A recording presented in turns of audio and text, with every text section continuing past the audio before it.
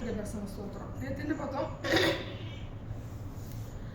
எருசலேமின் பாவங்களில் வந்து ரத்தம் சிந்தப்பட்ட விக்கிரகம், ரெண்டாவது வந்து விக்கிரகம். சரியா? இன்னைக்கு என்ன பார்க்க போகிறோம் அப்படின்னா அவங்களுடைய வேசித்தல், விபச்சாரிகள். 2-3 வருஷம் எத்தனாவது? 25 23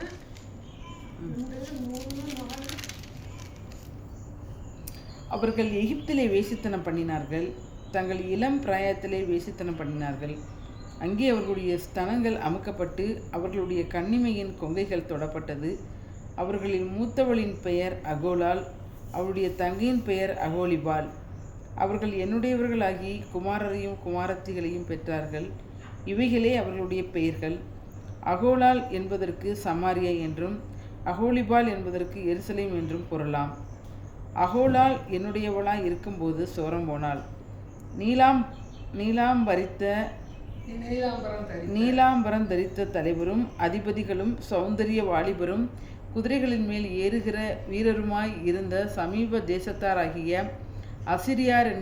அசிரியா என்கிற தன் சிநேகிதன் மேல் அவள் மோகித்து அசிரியரின் புத்திரரில் சிரேஷ்டமான அனைவரோடும் தான் மோகித்த அனைவரோடும் தன் வேசித்தனங்களை நடப்பித்து அவர்களுடைய நரகலான சகல விக்கிரகங்களாலும் தீட்டுப்பட்டு போனாள். அடுத்து படிக்குவாங்க. இப்போ வந்து பார்த்தீங்கன்னா அதில் இருக்குது 2வது வசனத்தில் 4வது வசனத்தில் வந்து அகோலிபால் பேர் வந்து அகோலிபால். தங்கையார்னா யூதா. அகோலிபால்னா யூதா, அகோலால்னா சமாரியா. சரியா?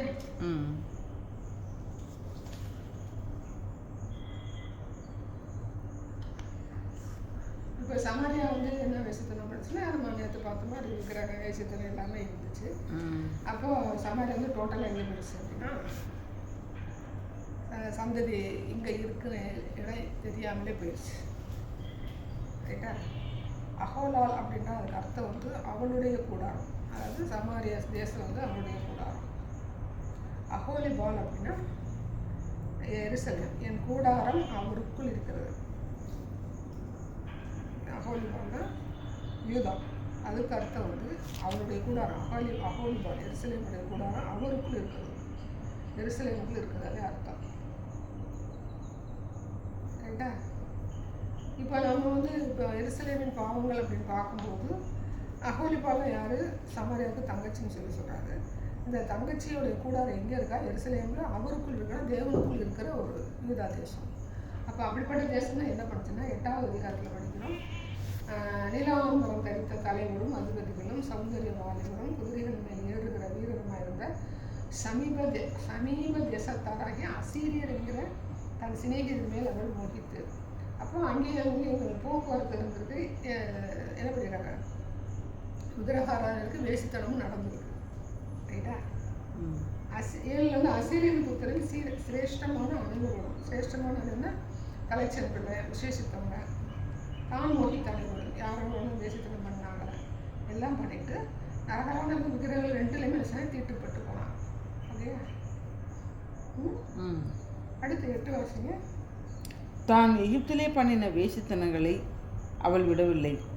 அவர்கள் அவளுடைய வாலிபத்திலே அவளுடைய சகினித்து அவளுடைய கன்னிமையின் கொங்கைகளை தொட்டு அவளிடத்தில் தங்கள் வேசித்தனத்தை நடப்பித்தார்கள். இங்கே வந்து அசிரியரோட சொல்கிறாரு. அடுத்து எகிப்தில் என்ன செய்கிறாங்க? வேசித்தனம் வந்து பண்ணுறாங்க. இப்போ நமக்கு மெயினாக தெரிகிறது வந்து யார் அப்படின்னா வேறு என்ன சாலமோன் வந்து லேடிஸோட கல்யாணம் பண்ணிடுவாங்க. அப்போ அந்த ஜனங்கள் போக்குவரத்து எகிப்தில் வியாபாரம் பண்ணுறாங்க, அசீரியா வந்து அடிமையாக இருக்கிறாங்க. அப்போ மிங்கிள் ஆகிடுறாங்க. மிங்கிள் ஆகிட்டு ஒரிஜினலாக வந்து அவங்க குழந்தை பெற்றுக்கிட்டா அது ஒரு தனியாக போயிடும். அது வந்து கலப்பு திருமணத்தில் போகும், அதுவே தவறு. ஆனால் அதையும் மீறி வேசித்தனம் வந்து நடந்திருக்கு. அதனால் அவர் ரெண்டு பேரையும் வந்து விபச்சாரி அப்படிங்கிறாரு. சமாரியாவை சொல்கிற சமாரியா வந்து அக்கா, அவங்க விபச்சாரி. அவளுக்கு சமாரிய தேசத்தில் அவளுடைய கூடாரம் இருக்குன்னா அவளுடைய சுதந்திரம் வந்து சமாரியாவில் இருக்கு அப்படிங்கிறார். ஆனால் யூதா எப்படிப்பட்டவளாக இருக்கா? யூதாவுடைய சுதந்திரம் வந்து எருசலேமுக்குள்ள அவருக்குள் இருக்கிற தேவனுக்குள் இருக்கிறது எருசலேமின் மகாநகரமாக இருக்குது. அதனால இந்த பாவங்கள் வந்து மெயினாக ஃபோக்கஸ் பண்ணி அது ரத்தம் சிந்தப்படத்தக்க நகரமாக வந்து அடையாளப்படுத்தி சில தரமட்டமாக தீர்க்கொடுத்து எல்லாரும் ஒன்றும் இல்லாமல் செதறடிக்கிறார். ரைட்டா? அப்போ அந்த பாவங்கள் வந்து எவ்வளவு விகரசாக இருந்திருக்கும் அப்படிங்கிறது வேதத்தில் பார்த்தாலே நம்ம நேரில் பார்த்தாலும் நம்மளால் கணிக்க முடியாத ஒரு நிலைமை. இப்போ அம்மன் புத்தகத்துக்கு நம்ம பாதகங்கள் பார்க்கும்போது கிட்டத்தட்ட நான் ஒரு நம்பர் போட்டு வச்சுருந்தேன். ஒரு 29 வரைக்கும் 29, 30, 40 வரைக்கும் கூட வந்துச்சு. நம்மளால் முடிஞ்ச அளவுக்கு பைபிளை தேடி பார்க்கணும். அப்போ நம்ம இஸ்ரவேல் பாவங்களை வந்து நம்ம எங்கேருந்து தேடி பார்க்கணும் அப்படின்னா ஆதாம்லேருந்து தேடி பார்க்கணும். அந்த சந்தேகம் தானே வருது. அப்புறம் நோவாவில் வந்து சிலரை அழிக்கிறார், நிறைய வந்து அழிக்கிறாரு. ஆபிரகாம் தெரிந்தெடுக்கிறார். ஆபிரகாமாக தெரிந்தெடுத்தாங்க இன்ன வரைக்கும் என்ன செய்கிறாங்க? அங்கே வந்து விக்கிரகங்கள் அடங்கியிருக்கு. வேசித்தனம் எப்படி பண்ணுறாங்க அப்படிங்கிறது நமக்கு தெரியும். ரைட்டா? அப்போ இந்த பாவங்களின் நிமித்தம் என்ன செய்கிறாருன்னா எருசலேமுக்கு தனியாக ஃபோக்கஸ் பண்ணி என்ன செய்கிறாரு? அடி கொடுக்குறாரு. என்ன சொல்கிறாரு? அழிந்தவனுக்கு அநேக அடிகள். அநேக அடிகள் பார்த்து தன்னுடைய பிள்ளையை சிக்ஷிக்காத தகப்பன் உண்டோ, தன்னுடைய குமாரை சிக்ஷிக்காத தகப்பன் உண்டோ, தன்னுடைய பிள்ளையை சிக்ஷித்து நேர்களை ஆக்கணும் அப்படிங்கிறது ஒரு காரணம். ஆனால் எல்லாரும் காட்டிலும் தெரிஞ்சவங்களுக்கு நியாயத்தீர்ப்பு பண்ணது இருந்து பார்க்கும்போது எல்லாரும் காட்டிலும் அறியாதவனுக்கு விட விக்கிரகமாக இருக்கேன்னா அவன் அறியாமல் டைரக்ட் அங்கே போயிடுவேன், நரகத்துக்கு போயிடுவேன். ஆனால் அறிந்தவன் வந்து சரியா எப்படியாவது அவனை என்ன சொல்லணும், தம் பக்கம் கொண்டு வந்துடணுன்றதுக்காக என்ன செய்யறாங்கன்னா அது நியாயத்தீர்ப்பு கொடுக்குறாரு. இங்கே வந்தால் நீங்கள் நியாயத்தீர்ப்பு விகிதம் குறையுதா குறையலையா அப்படிங்கிறது அடுத்த கட்டம். இங்கே வந்து இப்படி சார் சிலருடைய நியாயத்தீர்ப்புகள் பாவங்களும் நியாயத்தீர்ப்புக்கு முந்திக் கொள்ளும். நியாயத்தீர்ப்புக்கு முன்போது இரக்கம் மேன்மை பாராட்டும் யாக்கோபு. அப்படி வரும்போது நம்ம இரக்கம் உள்ளவர்கள் பாக்கியவான்கள் அவங்க இரக்கம் பெறுவாங்க. அப்படிங்கும்போது நியாயத்தீர்ப்புக்கு முன்பு அவங்களுடைய பாவங்கள் எவ்வளவு இருக்குது அதுக்கு தகுந்த மாதிரி இரக்கம் பாராட்டுகிற தேவனாக இருக்கிறார். ஆனால் நியாயத்தீர்ப்புக்கு வரும்போது பார்த்தீங்கன்னா அவர் என்ன செய்வார் பார்த்தீங்கன்னா தெரிந்து கொண்டவன் அப்படின்னு இருக்குது, தெரியாதவன் இருக்குது. அப்படி ரெண்டும் வந்து வேரியஸ் வந்து பார்க்க மாட்டார். யதார்த்தத்தின்படி நியாயம் செய்கிற தேவன் அப்படிங்கிறது ஒரு சதவீதத்தில் இருக்குது. யதார்த்தத்தின்படி நாம நினைக்கிற மாதிரி அவர் நியாயம் செய்யணும். இப்படி தான் நியாயத்தீர்ப்பார் அப்படின்னு நான் சொல்கிறேன் இல்லையா? அப்படி நம்மளால சொல்ல முடியாது, சொல்லவும் கூடாது. அனுமானம் அப்படி அனுமானம் பண்ணும்போது பார்த்தீங்கன்னா அவருடைய நியாயத்தீர்ப்பு வந்து அறிந்தவனுக்கும் அறியாதவனுக்கும் ஒரே நியாயத்தீர்ப்பு. சன்மார்க்கருக்கும் துன்மார்க்கும் ஒரே நியாயத்தீர்ப்பு. சன்மார்க்கம் துன்மார்க்கம்னா நல்லவன், ஆண்டவரை ஏற்றுக்கொள்ளாத ஒரு நல்லவன், ஒருவனுமே நல்லவன் என்று யாருமே இல்லை சொல்லுவார். என்னையை பார்த்து நீ எதுக்கு நல்லவன் சொல்கிற, பிதாவை தவிர யாருமே நல்லவன் ஆண்டவர் செய்ய சம்பவம் சொல்லுவார். இப்படி எல்லா விஷயமும் பார்க்கும்போது அதே வேதத்தில் வந்து அனனியா ஒரு பவுலுக்கு கண்ணை திறப்பாருன்னா ஜெபம் பண்ணி அனனியா நல்லவன் சொல்லி வேதம் பண்ணி இன்னொருத்தர் வந்து இவர் கூட பவுல் கூட ஃபஸ்ட்டு பரணபாருன்னா அவரோட ஃபஸ்ட்டு போவாங்கல்ல 2 பேரும். அவன் வந்து வேறு வந்து நல்லவங்க பதிவு பண்ணி அப்போ நல்லவங்களும் இருந்திருக்காங்க, வேதமே சாட்சி கொடுக்குது. அதே நேரத்தில் சன்மார்க்கர் அப்படி பார்க்கும்போது அவன் என்ன செய்ய தப்பு தண்டா பண்ண மாட்டேன், நேர்மையாக நடப்பான். ஆனால் ஆண்டவரை அறியாதவங்க வந்து நல்லவங்க கிடையாது நம்முடைய வேதத்தின். அப்போ நம்ம இப்போ நான் நல்லவேன்னு சொல்லிட்டு ஆண்டவர்கிட்ட வந்து நான் பரிசுத்தத்துக்கு மேலே பரிசுத்தம் போய் அவர் எதிர்பார்க்குற அளவுக்கு பரிசுத்தம், டோட்டல் பரிசுத்தம் 100%. இந்த உலகத்தில் இருக்கிற வரைக்கும் 100% வந்து பரிசுத்தமாக்கப்பட்டுக்கிட்டே இருக்கிறோம். 100% ஆகும்போது கர்த்தர் எடுத்துக்கிறாங்க அப்படின்னு சொல்லுவாங்க. அது எந்த அளவுக்கு உண்மை அப்படிங்கிறது இல்லை. ஆனால் இது நம்ம புதிய ஏற்பாட்டை படிக்கும்போது பார்த்தீங்கன்னா பரிசுத்தவான்களுக்கு எழுதப்பட்டதாகுது அப்படின்னா பரிசுத்தவான்களுக்கு என்னுடைய செல்வத்தை வைத்திருக்கேன் சங்கீதம் தாவீது சொல்வார். அப்போ பரிசுத்தவான்கள் இருந்திருக்காங்க. அப்போ அவருடைய பாரம்பரியம் வந்து நாம் எந்த அளவுக்கு பரிசுத்தம் 100% பரிசுத்தமாக 99% பரிசுத்தம்னா டோட்டல் பரிசுத்தமாக இருக்கும்போது இருக்கிறவங்க நிமித்தம் இந்த உலகம் வந்து அழிக்கப்படாமல் இருக்குது. அதை நம்ம வந்து புரிஞ்சுக்கணும். அரகுற பரிசுத்தம் தான் இந்த டோட்டலாக இந்த உலகம் வந்து அழிக்கப்படலை. ஏன்னா நீங்கள் உலகத்துக்கு உப்பாக இருக்கிறீர்கள், நீங்கள் இந்த உலகத்துக்கு வெளிச்சமாக இருக்கிறீர்கள். அப்போ உப்பு எப்படி கெட்டு போகாமல் பண்ணுது?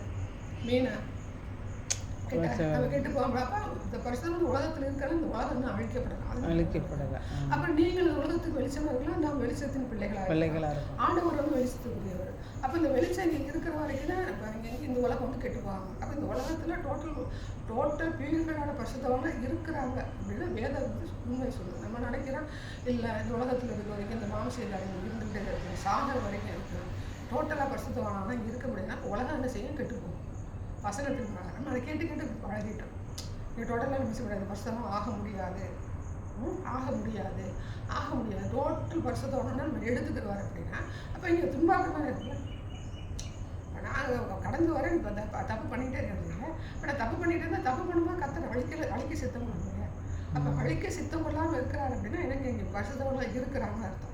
அப்போ யூதாவை எப்படி எதிர்பார்க்குறாருன்னா அவருக்கேற்ற ஒரு பரிசுத்தமான ஒரு கூடாரமாக எதிர்பார்க்குறாரு. ஏன்னா அவருடைய கூடாரம் எனக்குள் இருக்கிறது, என்னுடைய கூடாரமாக என் கூடாரம் அவருக்குள் இருக்கிறது. அப்படிங்கும்போது அந்த கூடாரம் எங்கே போட்டிருக்காங்க? எருசலேமில் போட்டிருக்காங்க. அடுத்து அந்த கூடாரத்துக்குள்ள யார் இருக்கிறா? தேவன் இருக்கிறாரு. அப்போ யூதாவும் எருசலேம் எப்படிப்பட்ட இடமா இருக்கணும்? ஆண்டவருக்கு பிரியமான ஆண்டவர் உலாவுகிற ஒரு இடமா வந்து இருந்திருக்கணும். ஏன்னா உங்களுடைய பாவம் எப்படிப்பட்ட பாவம் இருக்கும்? ஒன்று வந்து ரத்த சிந்தப்படத்தாக பார்த்தோம். ரெண்டாவது வந்து பார்த்தீங்கன்னா விக்கிரகங்கள் இருந்த பார்த்தோம். மூணாவது பார்த்தீங்கன்னா ஒருத்தனை கூட விடலை. அப்போ ஆணோட ஆண் பண்ண ஆணோட ஆண் உரிமை சேர்க்கை இருந்துச்சு. இப்போ நிறையா இருக்கு இல்லையா? இப்போ நிறையா இருக்கு இல்லையா? அதே மாதிரி பார்த்தீங்கன்னா அப்போ அங்கே இருக்கிற அந்த இஸ்ரேல் நாட்டு ஜனங்கள், எருசலேமில் இருக்கிற ஜனங்கள் இஸ்ரேல் இடத்துல என்ன பண்ணியிருக்காங்கன்னா விபச்சார வேஷத்தை வந்து பண்ணியிருக்காங்க. ஏதோ அப்படி தான் சொல்லுது. நம்ம எதையும் மாற்றி பேசுறது. அவங்க வந்து விக்கிரகத்தை வச்சு அவங்க வந்து வேசித்தனம் பண்ணினாங்க அப்படின்னு சொல்லி நம்ம இந்த இடத்துல நம்ம என்ன படிக்கிறோம்? என்ன படித்தோம்? விக்கிரகங்கள் இல்லை, வேசித்தனம் பண்ணினார்கள். நீலாம்பரந்தரித்த தலைவரும் அதிபதிகளும் சௌந்தரிய வாலிபரும் குதிரைகளின் மேல் ஏறுகிற வீரருமாயிருந்த சமீப தேசத்தாராகிய அசிரியர் என்கிற தன் சிநேகிதர்கள் மேல் அவள் மோகித்து. அப்போ சில என்ன சொல்றோம், இல்லை விக்கிரக ஆராதனைக்கு தான் கர்த்தர் சொல்றாரு அப்படின்னு நம்ம மாற்றி என்ன செய்யக்கூடாது, எப்பவுமே போதிக்கக்கூடாது, நம்ம மனசுல இப்படி நினைக்கக்கூடாது. மோகித்துனா என்ன வந்து இதெல்லாம் வந்து இச்சையோட பார்க்கறது தான் மோகம்னு சொல்லுவாங்க. மோகம் அது காம விகாரம், காம வெறியேறிப்பு. இப்போ உடனே கூட இது கோயம்புத்தூர்ல ஒரு இது நடந்துச்சு, பாலியல் பலாத்காரம், சுட்டு பிடிச்சாங்க அப்படின்னு சொல்லுவாங்க. அப்போ அந்த வெறி வரும்போது காம வெறி ஒன்று இப்படிப்பட்ட காரியங்கள் இல்லை. அப்போ இவங்க வந்து தன்னுடைய தேவன் தான் உங்களை இருக்கிறாங்கன்னு இல்லாமல் வேஷம் தந்துருந்தாங்க. என்ன சொல்றது, விபச்சாரிகளே. அந்த அதிகாரம் வந்து பார்த்தீங்கன்னா விபச்சாரிகளான 2 சகோதரிகள் அப்படின்னு தான் வரும். ஃபர்ஸ்ட் வந்து பார்த்தீங்கன்னா ஃபர்ஸ்ட்ல விபச்சாரிகள் மனுபுத்திரனை ஒரே தாயின் குமாரத்திகளாக 2 ஸ்திரீகள் 23 அவர்கள் எகிப்திலே வேசித்தனம் பண்ணினார்கள். தங்கள் இளம் பிராயத்திலே வேசித்தனம் பண்ணினார்கள். வேசித்தனத்துக்கும் விக்கிரக ஆராதனைக்கும் ரத்தம் சின்னப்படத்தக்க நகரத்துக்கு நமக்கு வேரியேஷன் தெரியணும். எல்லாத்தையும் ஒன்றா போட்டு இதுதான் முடிவு வந்துடக்கூடாது. அப்போ பரிசுத்தவான்னா 100% பரிசுத்தவான் நான் இல்லை அப்படின்றதுக்காக நம்ம பரிசுத்தவான இல்லைன்னு சொல்லி வேலை சொல்லலாம். இப்போ உலகத்தில் பரிசுத்தவங்க இருக்கிறவங்க உலகம் அழிக்கப்படாமல் இருக்கும். அதை நம்ம புரிஞ்சுக்கணும். கேட்டா அதை நம்ம நல்லாவே புரிஞ்சுக்கணும். அது இல்லை டோட்டலாகவும் பரிசுத்தவங்க இருக்க முடியாது அப்படின்னா உலகம் அழிக்கப்படணும் இல்லையா? சோதமகுமார் என்ன சொன்னார்? சோதமகுமாரில் என்ன சொன்னார்? ஆபிரகாம் வந்து வேண்டுதல் செய்கிறார். ஆபிரகாம் வேண்டுதல் செய்யணும்னு சொல்கிறாரு. கொஞ்சம் கொஞ்சமாக குறைச்சிட்டு வர்றாரு. குறைச்சிட்டு வந்து ஒரு 10 பேரை கேட்குறாரா? 10 பேரை கேட்பாரா? 20 பேரை கேட்பாரா? 10 பேரை கேட்குறாரு. அப்போ அதுக்கு அவர் என்ன சொல்லுவார்? அவங்களுக்கு வந்து அழிக்க போகிறது இல்லை அப்படின்றாரு. அப்போ அழிக்க போகிறது அங்கே 8 பேரே இருக்கேன். அது கூட எடுத்து வாசித்துருங்க. 18 19 அப்படின்னு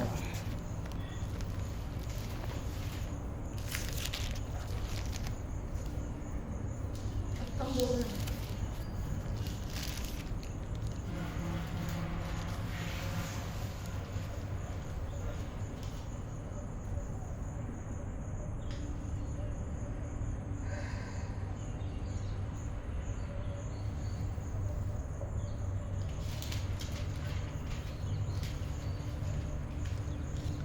கிழக்கு வெளுக்கும்போது அந்த தூதர் லோத்தை நோக்கி, பட்டணத்திற்கு வரும் தண்டனையின் அழியாதபடிக்கு எழுந்து உன் மனைவியையும் 2 குமாரத்தி 3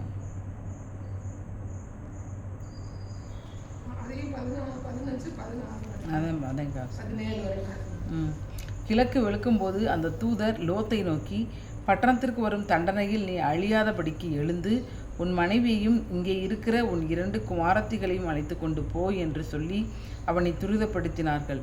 அவன் தாமதித்து கொண்டிருக்கும்போது கர்த்தர் அவன் மேல் வைத்த இரக்கத்தினால் அந்த புருஷர் அவன் கையையும் அவன் மனைவி கையையும் அவன் 2 குமாரத்திகளின் கையை பிடித்து அவனை பட்டணத்திற்கு வெளியே கொண்டு போய் விட்டார்கள்.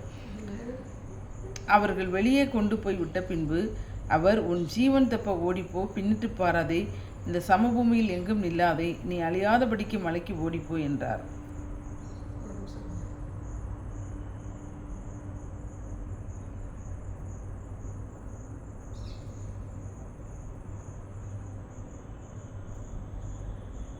22 வயசுல 22. தீவிரமாக இங்கே ஓடி தப்பித்துக்கொள், நீ அங்கே போய் சேரும் மட்டும் நான் ஒன்றும் செய்யக்கூடாது என்றார். ஆகையா நீங்கள் வந்து நீங்கள் இந்த ஊரை விட்டு வெளியில் போகிற வரைக்கும் ஒன்றுமே செய்ய முடியாது அப்படின்னு சொல்கிறார். அப்போ 8 பேர் வந்து இருக்கிறாரு, 8 பேர் நீதிமான் அப்படின்னா ஆபிரகாம் நிமித்த நீதிமானா இல்லை அவங்க அதுக்கு பிறகு அவங்க தவறு பண்ணலையா? அவங்க 2 பேரும் என்ன செஞ்சாங்க, அப்பாட வந்து ஒரு குழந்தைய பெற்றுக்கிறாங்க. அப்போ இவர் வந்து 8 பேர் வந்து இப்போ ஆபிரகாம் வந்து 8 பேர்னா லோத்து நீதிமான்னு சொல்லிட்டு யாக்கோபு சொல்லுவார். யார் சொல்லுவார்? யாக்கோபு நிறுவனத்தில் வந்து லோத்து நீதிமான் யாக்கோபு. அப்போ மீதி எல்லாரும் வந்து நீதிமான் இல்லையா? நீதிமான் இல்லாதவங்க தடை செய்ய மாட்டாங்க. அதான் பரிசுத்தமுள்ள தேவன் நியாயத்திற்கு நேரத்தை எல்லாரும் நடத்துவார். அப்போது அந்த 8 பேர் வந்து பார்த்திங்கன்னா நீதிமானாக தான் இருந்துருவாங்க. இல்லாமல் விஷயப்பட்டிருப்ப 8 பேர் உள்ள இருக்கிறாங்க. இவர் 10 பேர் என்ன சொல்கிறாரு? 10 பேர் இருந்தால் அழிக்க மாட்டேங்க, அழிக்க மாட்டேங்க சொல்கிறார். தானே? ஆமாம், அதுக்கு முன்னாடி உள்ள வசனம் ஆபிரகாம் வந்து சொல்கிறார், துன்மார்க்கோட நீதிமான எடுப்பிலும் 10 நீதிமான்கள் அதை அழிப்பதில் 10 நீதிமான் 32 அதன்கா. அப்பொழுது அவன், ஆண்டவருக்கு கோபம் வராதிருப்பதாக நான் இன்னும் இந்த ஒரு விசை மாத்திரம் பேசுகிறேன், 10 நீதிமான்கள் அங்கே காணப்பட்டாலோ என்றான். அதற்கு அவர் 10 நீதிமான்கள் நிமித்தம் அதை அழிப்பதில்லை என்றார். இப்போ 10 நீதிமான்கள் அழிப்பதில்லை அப்படிங்கும்போது அப்போ 8 பேர் இருக்காங்க, 10க்கு குறவாக இருக்கணும்னு சொன்னாங்க. அப்போது 8 பேர் வந்து அவங்க இருந்தாங்கன்னா அதை செய்யணும், அந்த பட்டணத்தை வந்து அவர் அழிக்க முடியாது. அப்போ அவருடைய கணிப்பு இங்கே உள்ள கணிப்பின் பிரகாரம் வந்து 10க்கு 8 தான் இருக்குது. இப்போ இவர் என்ன செய்யறாங்க, டோட்டல் கரப்ஷன் ஆயிடுச்சு. அப்போ அந்த 8 பேர் நீதிமான் இல்லாமல் என்ன செய்ய வெளியில் கொண்டு வர மாட்டார். ஏன்னா அவர் நீதி உள்ளது. ஆபிரகாம்காரன்னா லோத்தை மட்டும் எடுத்துகிட்டு வந்துருக்கணும். புரியுது நம்ம சொல்ல வருது. அப்போ அந்த 8 பேர் என்ன செய்கிறாங்கன்னா வெளியில் கொண்டுட்டு வந்துடுறாங்க. கொண்டுட்டு வந்து அங்கே நியாயத்திற்கு என்ன செய்கிறாங்க, அக்கினியை அழிக்கிறார். அப்போ இன்னைக்கு இந்த உலகத்தில் எப்படி எத்தனை பேர் இருக்கிறாங்கன்னு அர்த்தம்? இப்போ 8 பேர் இருந்தால் 8 பேர் எடுத்துகிட்டு போயிடுவாங்க, உலகத்தை அழிவு கொண்டுட்டு வருவாங்க. அப்போ 10 பேர் இருக்காங்கன்னு அர்த்தம். டோட்டல் பரிசுத்தவங்க 10 பேர் இருக்கிறாங்கன்னு அர்த்தம் இந்த உலகத்துக்கு. சோதவகுமாருக்கு மட்டும் நம்ம அப்படி கணக்கு பார்க்க வேண்டியதில்லை. சோதவகுமாருக்கு 8 பேர் இருக்கிறாங்கன்னா 8 பேர் வெளியில் கொண்டு வந்துட்டு அழிச்சிடுறாங்க. இங்கே 8 பேர் இருந்தாங்கன்னா இப்போ 8 பேர் டக்குன்னு எடுத்துகிட்டு அழிச்சிடுறாரு. ரைட்டா? அப்போ இன்னைக்கு 10 பேர் இருக்காங்க அப்படின்னா இருக்கிறதுனால இந்த கர்த்தர் வந்து அழிக்காம இருக்கிறார். என்னைக்கு 8 பேராக இருக்கிறாங்கன்னா அன்னைக்கே அவருடைய வாழ்க்கை ரகசியம். இப்போ இது வந்து ஒரு எண்ணிக்கை தான் சொல்கிறோம். அவருடைய பார்வையில் எவ்வளோ எண்ணிக்கை அப்படின்னு நமக்கு தெரியல. ஆனால் எண்ணிக்கை வந்து இருக்கா குறைவாக இருக்கு. ஏன்னா டோட்டல் பர்சன்ட்டுக்கு யார் போகிறான், யார் அதை வாங்கிக்கிறா?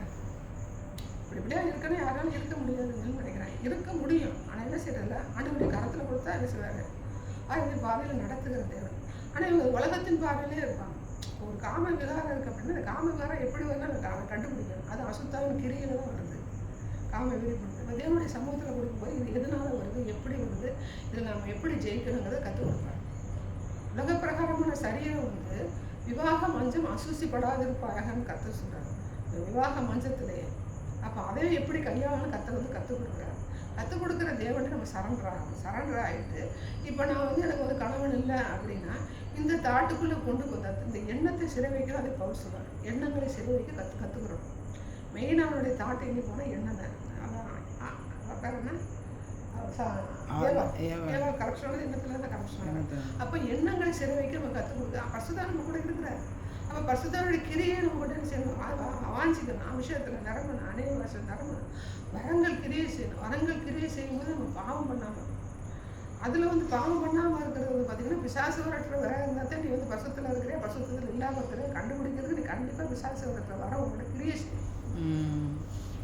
மற்றது வந்து இப்போ நீங்கள் வந்து சுகப்படுத்துறீங்க, அப்புறம் என்ன நடக்குது, தீர்க்க தரிசனம் சொல்கிறது, அப்புறம் அந்நிய பாஷைக்கு வியாக்கியானம் சொல்கிறது, இதெல்லாம் வந்து மிங்கிள் ஆயிரும். சுத்தார் அஞ்சிக்கிறார் கிறிஸ்து அது வந்து மிங்கிள் ஆயிரும். இப்போ திடீர்னு எல்லாரும் உயிரோடு எந்திரிச்சிட்டாங்க அப்படின்னா ஆண்டவர் கிரியை செஞ்சாங்க, அசுத்தாவை கிரியை செஞ்சாங்க. ஏன்னா வெளிப்படுத்த விசேஷத்துல இருக்குது.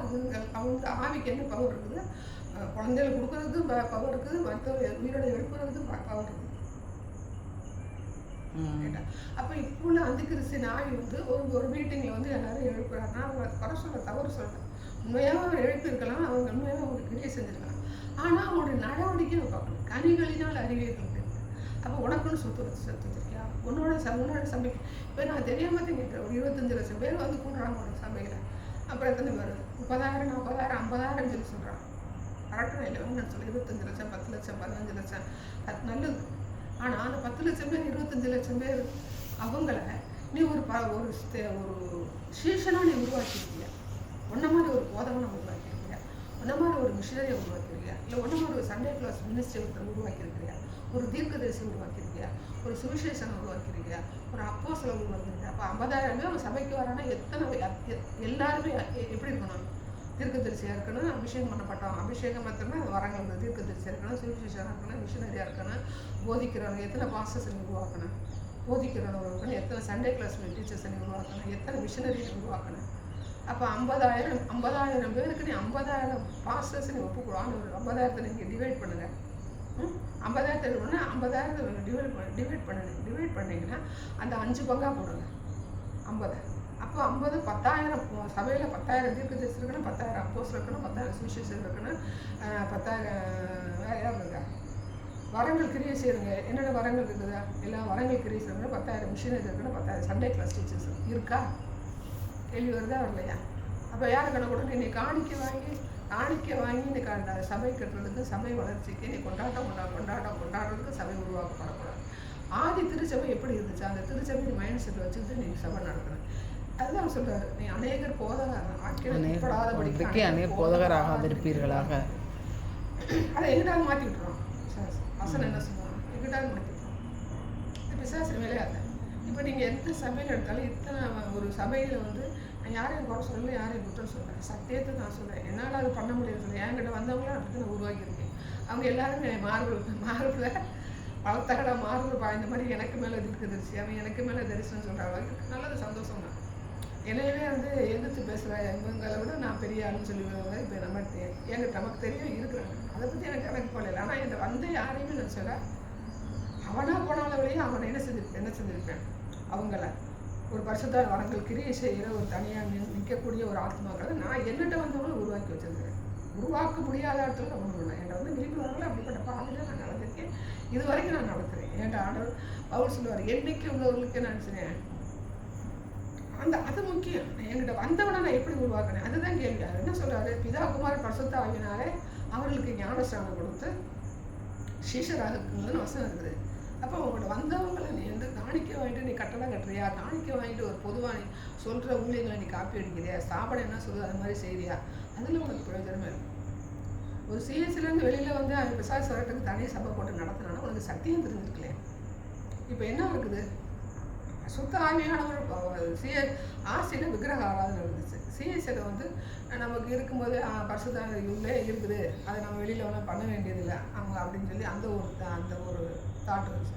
அடுத்து அபிஷேகத்தில் நிரம்பினா அந்நிய பாஷையில் பேசணுங்கிற ஒரு கூட்டம் இருந்துச்சு. இது அதோட நிற்கிது. வேணா சபையில் என்ன செய்றாங்க, தசம பாகத்தை வாங்கி அப்படி டெவலப் பண்ணிவிட்டு அவங்க அந்த காரியங்களை உலகப்படாத காரியங்களை சுற்றி வராங்க. இதனால யாருக்கு லாபம்? இப்போ உங்க சபையில் வந்துட்டாங்க, எல்லாமே உனக்கிட்ட பொறுப்பு அப்படிங்கும்போது வாஞ்சிக்கிற ஆத்மாவும் கர்த்தர் என்ன செய்வார், ஸ்பெசிஃபிக்காக பிரித்து கொண்டு வந்து அதை நடத்திட்டு போயிடுவார். மோகன்சிலாசன் இருக்குது. ஆனால் இவங்களை விட்டுருங்க, அவர் ஜஸ்டின் பிரபாகரன் வஞ்சிக்கிறாவிட்டுனா ஒன்றும் பெரிய செய்யக்கூடாது. எல்லாமே வஞ்சிக்கிறாவே தவிர ஜான் ஜபராஜன் அவங்களோட மைண்ட் செட் இருக்குன்னு அது வஞ்சிக்கிறாரு. இப்போ இவர் மோகன்சிலாசன் இருக்காங்க, அவர் ஏதோ ஓரளவுக்கு வந்து கரப்ஷன் இல்லாத ஆளுன்னு வச்சுக்கோங்க. அந்திகிருஷ்ணர்கள் ஜபிக்கலாம் வாங்க அப்படின்னா அது உள்ளே இருக்கலாம் மண் வண்டின்னு அவங்க எடுக்க வேண்டியதில்லை. இப்போ அப்படிப்பட்ட இடங்களுக்கு அவங்க போகிறாங்க அப்படின்னா அந்த ஆத்மாக்கள் போகிறதுனால ஒரு சபை கருத்து தான் வருது. ஏன் ஒரு சுழற்சி வரும், இங்கிட்டு போகிறாங்க அங்கிட்டு போகிறாங்கன்னா அங்கேருந்து ஆட்கள் செய்வார் ஸ்பெசிஃபிக்காக பிரித்து எடுத்து இந்த சத்தியத்தின் பாதை யாருக்கிட்ட கொண்டு போய் விடணுமோ அங்கே ஒரு லிங்க் ஏற்படுத்தி கற்று விட்டுறாங்க. நான் செய்யலைன்னா அதுக்கு வேற இல்லைன்னு சொல்ல முடியாது. எலியாட்ட என்ன சொல்கிறாரு, நான் ஒருத்தன் இருக்கிறது இல்லை, நீ ஒருத்தர் 7,000 பேர் இருக்காங்க அப்படின்னு சொல்கிறாங்களே. பாகாலை முத்தந்தி 7,000 பேர். அப்போவே அவங்க சொல்கிறாரு, நான் ஒருத்தன் தான் இருக்கேன் அவன் சொல்கிறேன். அவன் பண்ணின காரியம் பெரிய காரியம். ஆனால் அவர் என்ன சொல்கிறாரு, உன்னை விட 7,000 பேர் இருக்காண்டா. அப்போ 7,000 எப்படி பண்ண எலியாவுக்கு மேலே உள்ளவனா அவன் சரித்திரம் நமக்கு சொல்லப்படாது. உன்னை விட 7,000 பேர் இருக்கான், ஒன்றை மாதிரின்னு கூட அவர் சொல்லலாம். பாகாலுக்கு ஒழுங்காப்படியாது 7,000 பேர் இருக்காங்கன்னா அப்போ அவனை காட்டிலும் பெரிய பெரிய என்ன செஞ்சிருப்பாங்க காரியங்கள் செய்தாங்க. நேராகவே சொல்லப்படலை. உபதியா சொல்றாரு, நான் 100 தீர்க்கதரிசிகளை வச்சு பராமரிக்கிறேன். 100 பராமரிக்கிற அதை விட 100 தீர்க்கதரிசி இருந்திருக்காங்க. சொன்னாங்கல்ல, எலியா கலங்க பெண்ணுறது எப்படி வல்லமையாக பயன்படுத்தப்படும் வேதத்தில் சொல்லப்படும். அப்போ நம்ம கர்த்தர் வந்து நம்ம எந்த பாதையில் நடத்துறாரு, எந்த பாதையில் நடத்தினாலும் நம்ம கரப்ஷன் ஆகாத ஒரு மைண்ட் செட் நமக்கு வேணும். அதை எண்ணங்களை சிறை வைக்க கற்றுக்கிறோம். அப்போ நமக்கு வந்து எருசலேம் பாட்டு நோட்டு போட்டு அவர் அடித்து நொறுக்கி நொங்கெடுக்கிறார் அப்படின்னா நாம ஏமாத்துறோம். நம்ம புறஜாதி அந்த சந்ததியிலே நம்ம வரல, அப்புறம் சந்ததியில் வரல. கிருபையாக கர்த்தனை சிறகு நம்ம மீட்டெடுக்கிறாரு. இந்த கிருபை சத்தியத்தை என்ன செஞ்சுறாங்க? வீடு கட்டினா கிருபை, கல்யாணம் நடந்தனா கிருபை, சொகமெல்லாம் போய் உயிரோட நல்லா வீட்டுக்கு வந்துட்டா கிருபைன்றாங்க, பேரம்பேத்தி எடுத்துட்டா கிருபைன்றாங்க. ஆனால் கிருபை என்னது? கிருபையும் சத்தியமும் ஆகி மாம்சீகத்தில் வந்தவரான ஒரு யோவாங்க. அந்த கிருபை அந்த வசனத்தை அந்த சத்தியத்தை விசாரிச்சதை மாற்றி விட்டுறேன். பாதி படிச்சிக்கல, நான் பட்டப்படிப்பு படிக்கலை, நான் இல்லை, அதுதான் எனக்கு கிருபை. அது எல்லாமே கிருபை தான். ஆனால் மெயின் கிருபைங்கிறது அது அர்த்தம், அதனுடைய வசனத்தினுடைய ஆழை என்னன்றதை புரிஞ்சு படிக்கணும், புரிஞ்சு சொல்லி கொடுக்கணும், புரிஞ்சு போதிக்கணும்.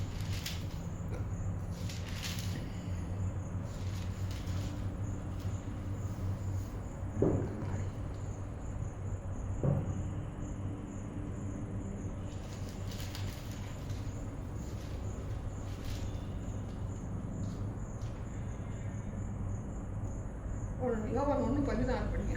யோவான் 1:14.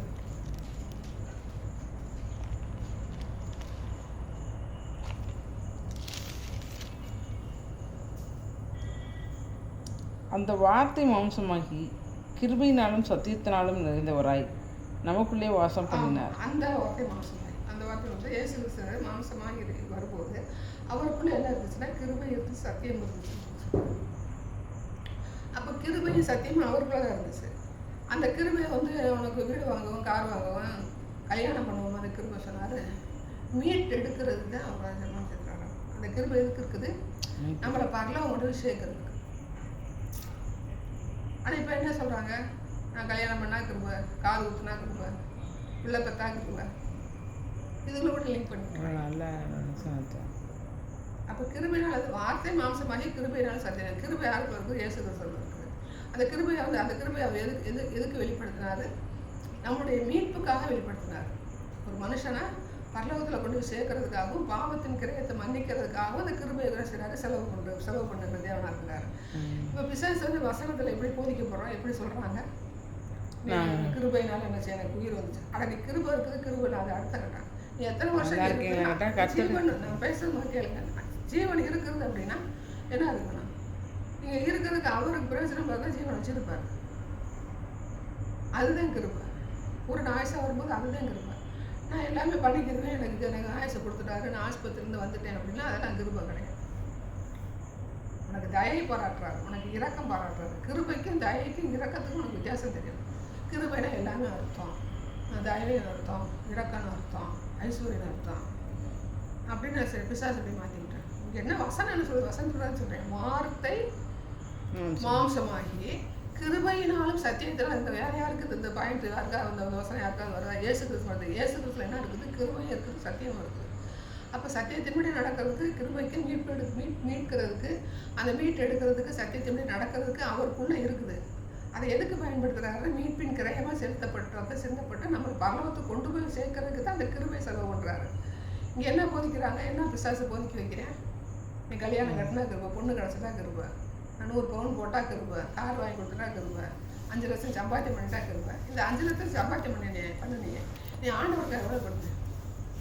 எத்தனை கோடி சேர்த்து, எத்தனை வீடு வாங்கி வச்சுருக்கேன், எத்தனை கார் வாங்கி வச்சுருக்கேன், எத்தனை டூவீலர் வாங்கி வச்சுருக்கேன், உன் பிள்ளைகளுக்கு எத்தனை லட்சம் நான் நகை வாங்கி வச்சுருக்கிறேன், இதெல்லாம் கிருபை எடுக்கிறேன். இது எப்படி ஆண்டவர் கிருபைன்னு சொல்லுவார்?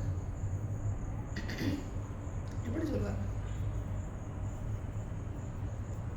அப்போ வசனம் படிக்கும்போது தியானிக்கணும்.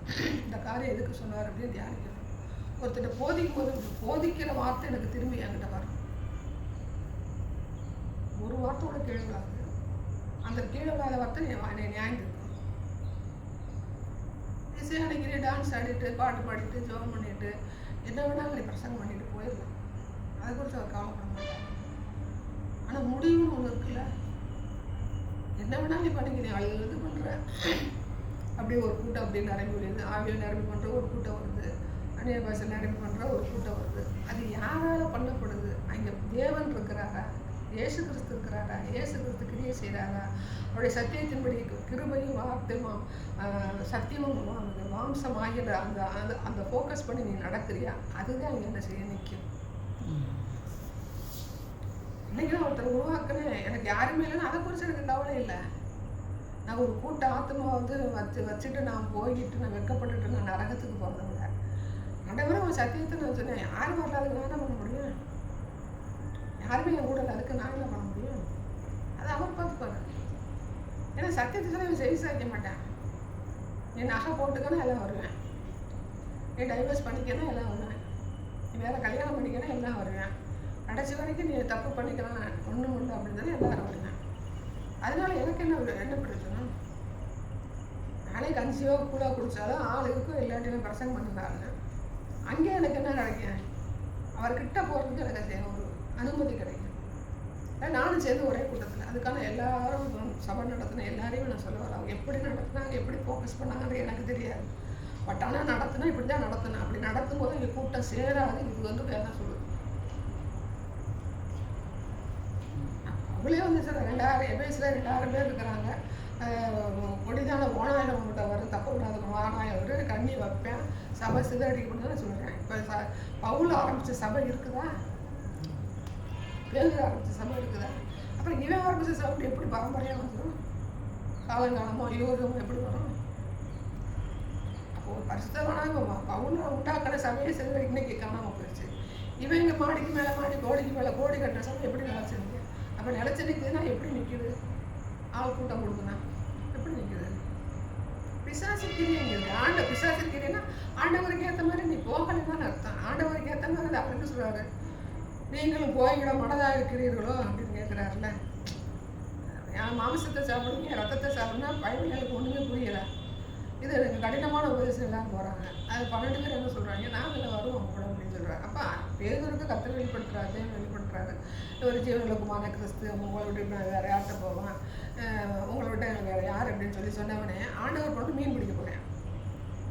அது திரும்ப அவரை கூப்பிட்டு தான் என்ன செய்கிறாரு, கத்தர் வந்து என்ன செய்யறாரு, எல்லாரையும் கூப்பிட்டு சீர்படுத்தி சரப்படுத்தி அவனுக்கு வந்து வழி நடத்துறாரு. அப்படி ஒரு நூற்றாண்டு என்ன செய்கிறாங்க, ஆண்டவருக்குள்ளே என்ன செய்கிறாங்க, அவங்க எல்லாமே என்ன செய்துட்டு போயிட்டாங்க.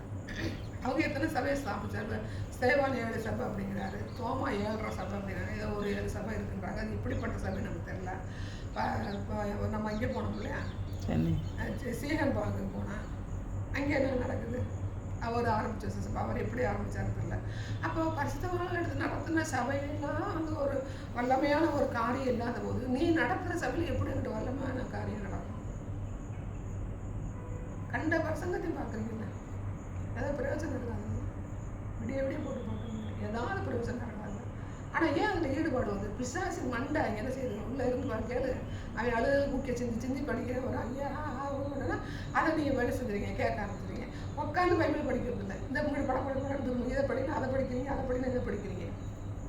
ஏன்? அதே எண்ணங்களை சிறை வைக்கணும். அப்போ இந்த பாவங்களை தயாரம் பண்ண இஸ்ரவேல் பண்ணாங்க. ஆண்டவருடைய சத்தத்துக்கு இருக்குல்ல, வேசித்தனம் பண்ணாங்க, ரத்தம் சிந்தினேன், விக்கிரகங்களை பண்ணேன், வேசித்தனம் பண்ணேன். அப்போ அகோலே சமாரியாவுக்கு என்ன சொல்கிறாரு, அவள் போயிட்டா அப்படின்றாரு. ஆனால் இவளை வந்து பார்த்தீங்கன்னா அதுக்கு அடுத்தடுத்து பார்த்தோம்னா இவன் அவளை கூட என்ன செய்ய தங்கச்சி தான் ரொம்ப ரொம்ப மோசம் அப்படின்னு சொல்லுவார். அந்த வேசித்தனத்தில் சமாரியா காட்டில் இவன் தான் ரொம்ப மோசம் அப்படின்னு சொல்லுவார். அப்போ அப்படியெல்லாம் இருந்ததுனால வந்து என்ன சொல்கிறாரு, கர்த்தர் என்ன செய்கிறாரு, அவங்க சிறைப்பிடிக்க போகிற அளவுக்கு என்ன செய்கிறாரு. இன்னும் இல்லாமல் சிறைப்பிடிக்க மட்டும் இல்லை, தரமட்டமாக்கி தீ கொடுத்து என்னெல்லாம் பண்ண முடியுமான்னு செஞ்சார் கர்த்தர் வந்து. அவங்களுக்கு வந்து அந்த எருசலேமின் பாவங்கள் அப்படின்னு சொல்லி அந்த இசைக்கில் நம்ம செய்ய பார்க்கலாம்.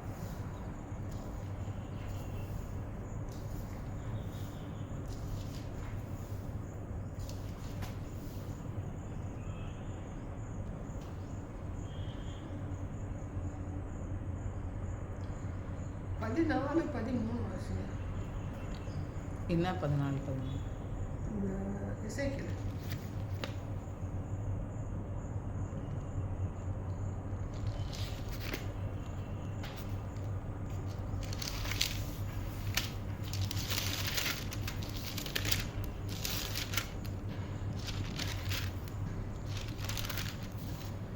14:13 மனுபுத்திரனே, ஒரு தேசம் எனக்கு விரோதமாய் துரோகம் பண்ணி கொண்டே இருந்து பாவம் செய்தால் நான் அதற்கு விரோதமாக என் கையை நீட்டி போதும்.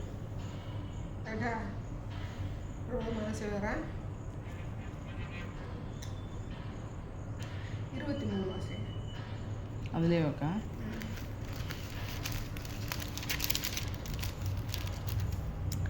நீங்கள் அவர்கள் மார்க்கத்தையும் அவர்கள் கிரியையும் காணும்போது அவர்கள் உங்களுக்கு தேற்றரவாய் இருப்பார்கள். நான் அதிலே செய்த எல்லாவற்றையும் முகாந்திரம் இல்லாமல் செய்யவில்லை என்று அப்பொழுது அறிந்து கொள்வீர்கள் என்பதை கர்த்தராகிய ஆண்டவர் உரைக்கிறார் என்று சொன்னார். 16:32 தன் புருஷனுக்கு பதிலாக அந்நியரை சேர்த்துக்கொள்ள விபச்சார ஸ்திரியை போல் இருக்கிறாய். எல்லா வேசிகளும் பணயம் கொடுக்கிறார்கள். நீயோ உன் நேசர்கள் சுற்றுப்புறங்களிலிருந்து உன்னிடத்தில் வேசித்தனம் செய்ய வரும்படி அவர்களுக்கெல்லாம் நீயே பணயம் கொடுத்து அவர்களுக்கு வெகுமதிகளை தருகிறாய். இவ்விதமாய் உன் 24 பார்த்தீங்கன்னா பணயம் 34. அதங்க இப்போ படிக்கிறேன். இவ்விதமாய் உன் வேசித்தனங்களும் வேறே ஸ்திரீகளின் வேசித்தனங்களுக்கும் வித்தியாசம் உண்டு. வேசித்தனம் பண்ண அவர்கள் உன்னை பின் செல்ல மாட்டார்கள். பணயம் உனக்கு கொடுக்கப்படாமல் நீயே பணயம் கொடுக்கிறபடியால் நீ செய்வது விபரீதம். இந்த இடத்துல என்ன சொல்கிறாங்க அப்படின்னா, ஒருத்தவங்க வந்து வேசித்தனம் பண்ணுறாங்க அப்படின்னா, இந்த லாரி டிரைவர் எல்லாம் பார்த்தோம்னா இடையில நிற்பாங்க. இவன் வேசித்தனம் விட்டு அவங்களுக்கு என்ன சொல்லுவேன், ஒரு பணத்தை கொடுத்துருக்கு. இப்போ இங்கே நம்ம இது இருக்கு இல்லையா, அது பேர் மும்பை வந்து பார்த்திங்கன்னா ரெட் லைட் ஏரியா இருக்குது. கொல்கத்தாவில் மும்பையில் உண்மையாக சொல்லுவாங்க. கொல்கத்தா எல்லா இடத்துலையும் இருக்குது. இப்போ மதுரையிலேயே இருக்குது. மதுரையில் வந்து கரிமேடு சொல்கிறாங்க.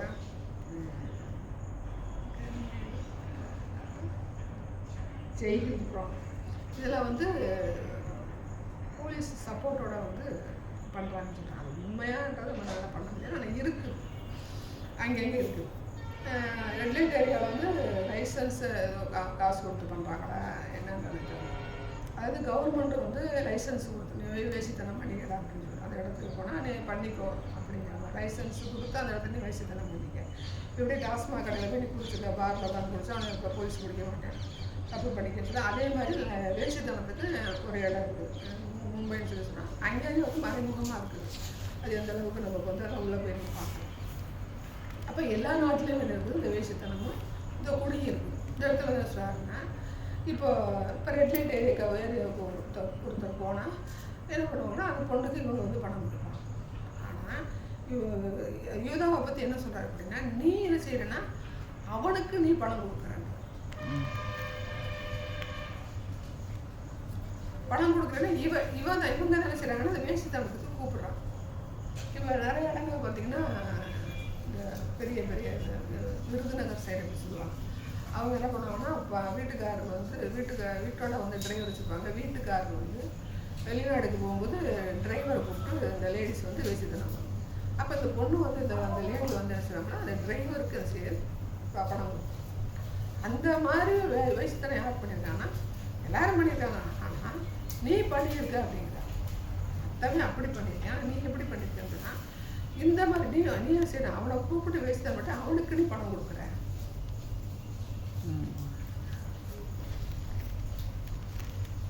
அப்படின்னு எருசலேம் பார்த்து சொல்றாரு.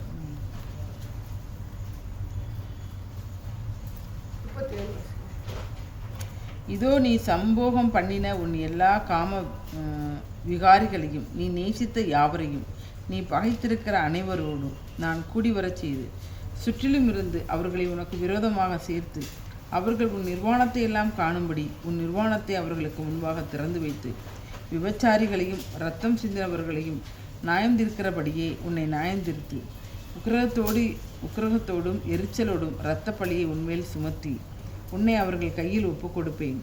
அவர்கள் உன் மண்டபங்களை இடித்து உன் மேடைகளை தரையாக்கி போட்டு உன் வஸ்திரங்களை உரிந்து உன் சிங்கார ஆபரணங்களை எடுத்துக்கொண்டு உன்னை அம்மனமும் நிர்வாணமாக விட்டு போய் உனக்கு விரோதமாய் ஒரு கூட்டத்தை கொண்டு வந்து உன்னை கல்லெறிந்து உன்னை தங்கள் பட்டயங்களால் குத்தி போட்டு உன் வீடுகளை அக்கினியால் சுட்டெரித்து அநேக ஸ்திரீகளின் கண்களுக்கு முன்பாக உன்னை நியாய தீர்ப்புகளை செய்வார். உன் வேசித்தனத்தை ஒழிய பண்ணுவேன், இனி நீ பணயம் கொடுப்பதில்லை. இதுதான் அவங்களுடைய வாழ்க்கை. நம்ம ஏற்கனவே பார்த்துட்டோம். நீ வந்து பண்ணினதுனால இந்த நியாயத்துக்கு வந்து ஆனால் அடுத்த லாஸ்ட் என்ன சொல்கிறாங்க, நீ என்ன செய்யறது, பணயம் கொடுப்பதில்லை, வேசித்தனங்களை ஒழிய பண்ணுவேன் அப்படிங்கிறாங்க. அப்போ இஸ்ரவேல் நாட்டில் வந்து எனக்கு வேசித்தனம் இருக்காது அப்படிங்கிற ஒரு வாக்கு வந்து ஆண்டவர் சொன்னார் வந்து உறுதிப்படுத்தார். அப்போ அங்கே வந்து வேசித்தனம் இருக்குதா இல்லையா அப்படிங்கிற தேடி பார்க்கணும். இஸ்ரவேல் மத்தியில் இருக்குதா இல்லையா,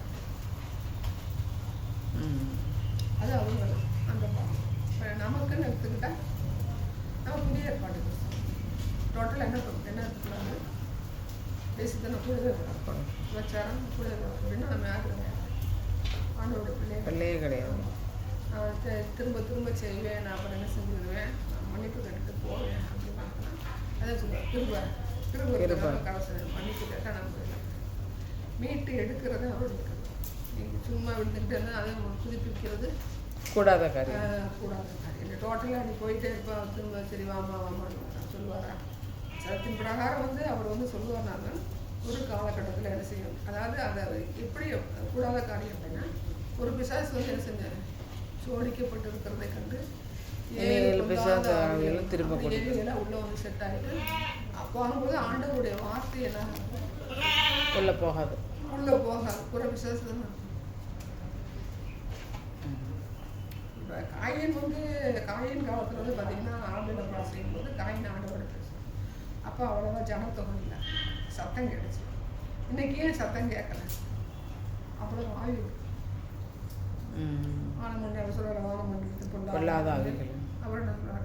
துறைத்தனங்களோடும் அதிகாரங்களோடும் ரத்தத்தோடும் அவங்களோட சத்தம் நமக்கு போகும். ஏன் அப்புறம் அன்னைக்கு காயம் கூப்பிட்டேன் பதில் சொன்னாங்கல்ல, ஏன் எனக்கு கேள்வி வருது அவர்லையா? இன்னைக்கு ஆண்டவர் ஒரு அருகில பேசுகிறேன், அவரை கொலை பண்ணிட்டு பேசுகிறேன், அவர் பேசுகிறாரு. இன்னைக்கு இங்கே நம்ம பேசுகிற சத்தம் கேட்கல, அவ்வளோ ஆம்பிங்கன்னு சொல்லி பூஜை கிடக்குது உள்ளே வெளியே அப்படிங்கும்போது அவரோட சத்தம் கேட்கலாம். அப்போ நம்ம வீடு பேராக இருக்கும்போது ஒரு சத்தம் நமக்கு கேட்கலாம். எல்லாமே ஆண்டவர் பேசிட்டாரு அப்படின்னு கணக்கு போட முடியாது. என்ன பேசுகிறாரு அவரோட உறவாடும் போது அந்த என்ன பேசுகிறாருங்கிறத நம்ம உரைச்சி பார்க்கணும். இதை பேசிட்டாரு, இந்த பொண்ணை பார்த்தேன், இந்த பொண்ணு நல்லா இருக்குது, எனக்கு செட் ஆயிடுச்சு, அடுத்த தேவ சித்தன்னு சொல்லிட்டாரு அப்படின்னு சொல்கிறாரு. எப்படி பேசுவார்? எல்லாமே பார்த்துக்குவாங்களாம், ஜாதி பார்த்துக்குவாங்க, வசதி பார்த்துக்குவாங்க, படிப்பு பார்த்துக்குவாங்க, எவ்வளோ பொண்ணு பார்த்துக்குவாங்க, ஆம்பளை பிள்ளை இருக்கா பொம்பளை பிள்ளை இருக்கான்னு பார்த்துக்குவாங்க, அவன் மாமனார் வந்து என்ன புதுசு பார்த்துக்குவாங்க, நீ ஏன் வீட்டுக்கு கொடுப்பாரு நான் உங்கள் வீட்டுக்கு கொடுப்பாருன்னு பார்த்துக்குவேன், எல்லாம் பார்த்துக்குவாங்க. கலராக இருக்கிறது பார்ப்பா. இப்போ ஒரு அத்தை பொண்ணு வேணான்றாங்க, இவன் கருப்பாக இருக்கலாம், புள்ள மட்டும் ஒன்று பொம்பளை மட்டும் கருப்பாக இருக்கக்கூடாதுறாங்க. எல்லோரும் மொத்தமாக தேடி பார்க்குறாங்க. எல்லாம் பார்த்துட்டு இது எனக்கு தேவசித்தம் அப்படின்றாங்க. இது எப்படி தேவசித்தம்? தேவசித்தம் என்ன? ஆண்டவருடைய மனசில் என்ன இருக்குதோ அதை நிறைவேற்றுறது படி தேவசித்தம். அவருடைய உறுப்பினை எல்லாத்தையும் கேட்டுட்டு நான் ஜோப் பண்ணேன் ஆண்டவர் தேவசித்தம் எப்படி பேசுவார்? விசாசம் பேசுவார். எதுவுமே தேவசித்தம் அப்படின்னு எதுவுமே பார்க்கக்கூடாது. தேவசித்தம் எல்லாத்தையும் பார்த்துட்டு எல்லாமே தேவசித்தம் சொல்லிட்டு நான் நல்லாத்தான் இருக்கேன் அப்படின்னு நல்லா தான் இருப்பேன். நான் ஏன் எதுவும் வரேன், நல்லா தான் இருக்கேன். ஆனால் பரலோகத்தில் உனக்கு என்ன இருக்கு? இங்கே உனக்கு வேரியேஷன் இருக்கு. கத்தருக்குள்ள போனீங்கன்னா வேரியேஷன் இருக்கு, கத்தருக்குள்ள இல்லாட்டி கூட உனக்கு வேரியேஷன் தெரியும். அதுக்காக நான் ஒரே படிப்பு கொடுத்துருக்கேன், ஒரே சம்பளம் வாங்குறேன், நல்லா தான் இருக்கேன், ஆண்டவர் நல்லா கொடுக்கணும், ஆண்டோட பிள்ளை நல்லா இருக்கணும், அதுக்காக நான் சாப்பிடணும் போடுறேன். ஆனால் ஆண்டவருடைய சத்தம் கேட்டு சித்தம் செய்கிறது தேவ சித்தம். நான் சும்மா வந்துட்டு நான் எனக்கு இந்த படிப்பு கிடச்சிச்சு, நான் எனக்கு தேவ சித்தம், எனக்கு இந்த பொண்ணு கிடச்சிச்சுன்னா எனக்கு தேவ சித்தனை, அந்த கார் வாங்க எனக்கு தேவ சித்தம், எல்லாம் நீ வாங்கி அனுமதி நீ தேவ சித்தம் சொல்லாத. எனக்கு இந்த கலர் கார் வாங்க சொன்னார், இந்த கார் வாங்க சொன்னார், உடனே போய் புக் பண்ண சொன்னார், எல்லாமே பேசுவார். கேட்குறோம், லோன் போடுறேன், லோன் போட பொறுத்து உடனே போய் நீ லோனை போட்டு பைக்கை வாங்கன்னு சொல்லி சொன்னார். எப்படி பேசுவார் தெரியல எனக்கு. சாட்சி சொல்கிறாங்க, காலையிலே போய் நேசி லோனை போட்டு ஸ்கூட்டி வாங்கணும்னு சொல்லிட்டு எனக்கு பேசிட்டாரு. உடனே எங்கள் வீட்டுக்கார கூட்டி போயிடணும். எப்படி முடியும்? விசாரிச்சு எல்லாத்தையும் தப்பு தப்பாக கொடுக்கிறது, எல்லாமே தப்பு தப்பாக உருவாக்குறது. வசனை என்ன சொல்லணும்னு மண்டையில் ஏறதே கிடையாது. இப்படி சொல்கிற ஆட்கள் என்ன சொல்லுவாங்க, அவங்க வேறு வேலையில் போனாலும் இப்படித்தான் சொல்லுவாங்கன்ட்டு என்ன வரைய மாட்டாங்க. எப்போ போனாலும் அப்படி தான் சொல்லுவாங்க. எப்போ போனாலும் நீ என்ன செய்ய, சர்ச்சை கட்டு, நீ ஜாதி பார்க்காத, நீ நகை போடாத அப்படின்னு அவங்க சொல்லுவோம். நல்லா தெரியும். அதெல்லாம் எந்த வர மாட்டேங்க. ஆரோக்கியம் வர விட மாட்டாங்க. அந்த நல்லா கேட்பாங்க. நீ போனால் அப்படி தான் சொல்லுவாங்க சொல்லிட்டு அவங்களே என்ன செஞ்சு தசை திருப்பி போட்டேன். போனால் போயிட்டு போகிறேன். எனக்கு அதை பற்றி கவலை கிடையாது. சத்தியத்தை சத்தியமாக போட்டு கற்றுக்கிறோம். கேட்குறேன், கேட்கல, என்ன செய்யணும்? சத்தியம் சார் அது மாதிரி நான் போதிச்சுட்டு நான் எனக்கெல்லாம் நான் செய்யக்கூடாது. அந்த எனக்கு கர்த்தனையாக சொல்கிறேன்னா சொல்லியிருந்தேன். நானும் நடக்கும். உங்களுக்கெல்லாம் யாருமே இல்லை, யாருமே இல்லைன்னு சொல்லக்கூடாது. எல்லாருக்குமே யாருமே இல்லை. புருஷன் இல்லை, பிள்ளை யாரும் வரல முடியாது. எல்லாருக்குமே யாருமே இல்லை. யாருமே இல்லாத போது என்ன செய்யணும்? நடக்கணும். அதுக்கு பிறகு கிறிஸ்தவம்